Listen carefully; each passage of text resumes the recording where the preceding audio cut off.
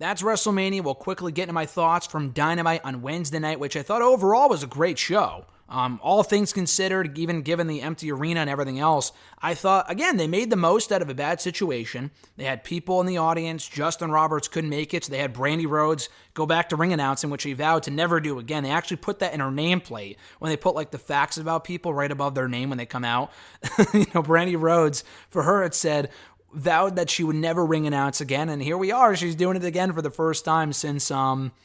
I don't know if she did it for Cody on the Indies at any point, but she definitely did it in WWE as Eden Styles years ago. I think the last show that she ring announced was the Extreme Rules pay-per-view that I was at the day after Cody requested his release in May of 2016. But anyway, so she ring announced. They had wrestlers in the crowd, like I said earlier, Colt Cabana, Sonny Kiss, SCU, MJF, Shawn Spears. I thought overall it was really, really well done. They did what they could, and it made for a better environment than what we saw on Raw and SmackDown in the last week.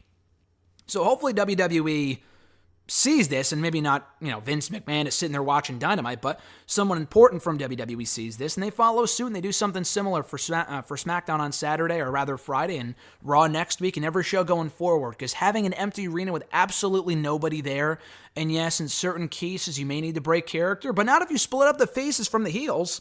I'm not saying having Taker sit out there and watch the show, but like for the other people that are there that aren't doing anything, Kevin Owens, the Street Profits for one. It's better than nothing.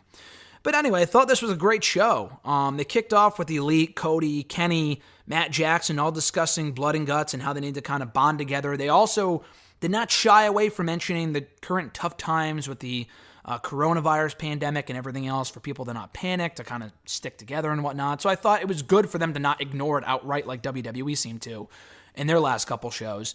Adam Page came out. He didn't say anything, but he did agree to team with them in Blood and Guts. And Nick Jackson, in storyline, is injured after getting attacked by the Elite last week.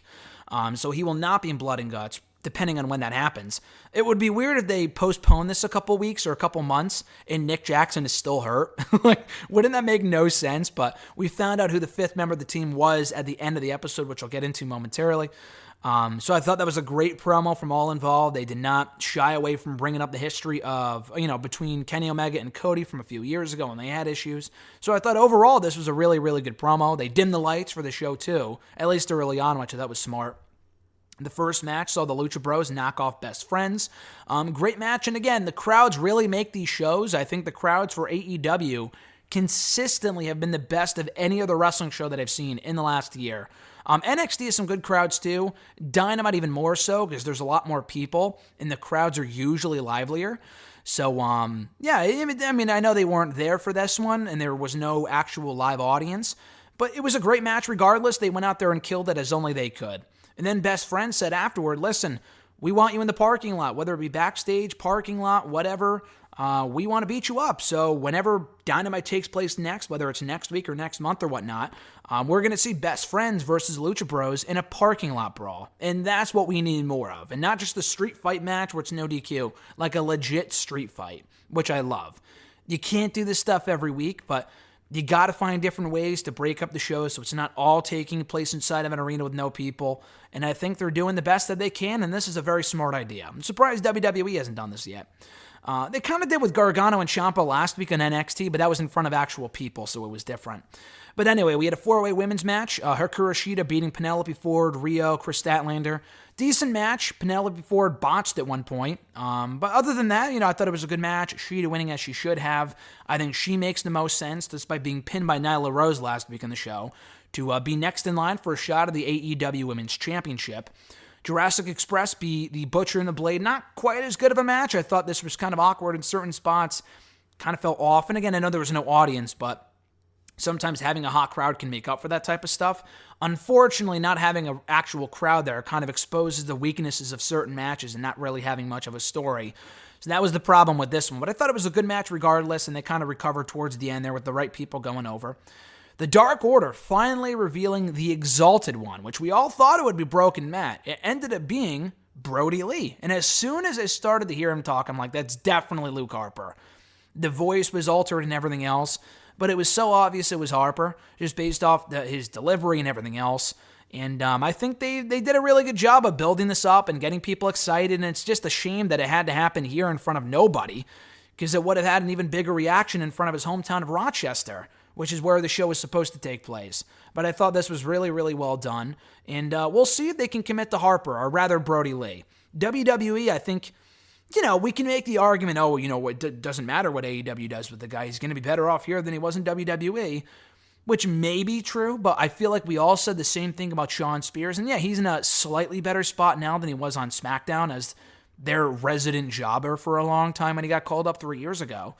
But they're still not doing a hell of a lot with the guy. He's still sitting on the sidelines. He hasn't won an important match in forever. They pushed him from the get-go in that feud with Cody, which I thought was cool. And then he lost. And then that was it for the guy. That was pretty much it for his singles run in AEW. So I wouldn't get high hopes for Brodie Lee just yet, but I am optimistic that they can figure something out and they can continue to utilize him the right way as I hope they will.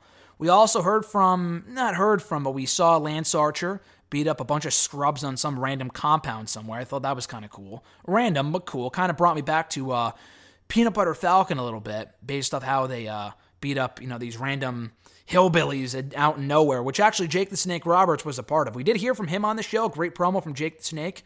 And he accompanied him to the quote-unquote ring at this compound where he beat all these people up. But we did not hear from Archer himself. But I thought this was well done, though, and we need more stuff like this. Filming stuff off location in random places like they did here. I think more of this type of stuff is really, really smart. And then finally in the main event, we saw the Inner Circle knock off the Elite. The Inner Circle consisting of Jake Hager, Santana, Ortiz, and then the Elite consisting, of course, of Matt Jackson, Cody, and Kenny Omega. Not Kenny Omega, I'm sorry, Hangman Adam Page. Kenny Omega will not be cleared at least until next week. So with this win, they have earned the advantage in hopefully next week's Blood and Guts match. But that wasn't it. The show went off the air about 5 minutes too early, or at least the match ended 5 minutes too early, it seemed. And I'm thinking, are they killing time? Like, what's going on here? Because Jericho was rambling for a little while on the mic. And it was entertaining. The guy was great on commentary. But I'm thinking, why are they dragging this out? And I'm thinking, okay, they got to reveal who the fifth member of the team is. Because if Blood and Guts doesn't happen, then we'll never know, or at least not anytime soon. We will never know, at least not for a while, who the fifth member of the team was. They had to do it here. And they did. So while Jericho is talking, we see a drone. We hear this buzzing noise, and we're like, what is that? And as soon as I heard the noise, at least 2 seconds in anyway, I'm like, I know exactly what this is. And I'm sure many other people did as well. A drone flies out, lands right in the ring. It's none other than Vanguard 1. And just to put this in perspective, a lot of people thought Broken Matt would be the exalted one of the Dark Order. It was heavily teased by Matt, the Dark Order themselves, AEW. We all kind of figured it would be Matt, but they threw us a major curveball by revealing it to be Brodie Lee. And I think Brodie Lee would have been a better client for Jake the Snake, but he could also thrive in this role as well. But anyway, though, so we all thought it was Broken Matt. He did not put up a new Free the Delete until after the Dark Order segment, which I thought was really, really smart, to keep people kind of guessing. And we all thought that was it until he was shown in the rafters on this show, being revealed as the fifth and final member of the Elite's team at Blood and Guts. So the piano music starts playing, really, really cool theme from what it sounds like. It's not the same Impact theme that he used with the piano years ago, but it's very similar. And he was doing the typical Matt Hardy, Broken Matt, mannerisms, and he did the delete, and everything else. It was a great moment to end the show. My only regret is that this whole this damn coronavirus, cost us a great moment with it being a major crowd reaction in Rochester. Other than that, though, I thought this was an amazing ending to the show. Overall, I thought it was a great episode of Dynamite, and hopefully we could see more shows like that. We can see more shows like this from them going forward, assuming the shows can continue and they're not shut down. Hopefully the same goes for WWE. Hopefully no one tests positive and it doesn't get worse, but it's a day-to-day thing. We're learning more about this coronavirus as time goes on, so all these shows could be canceled by next week. We have no idea, but if this was the last episode of Dynamite for a while, they went out on a high note because this was great stuff.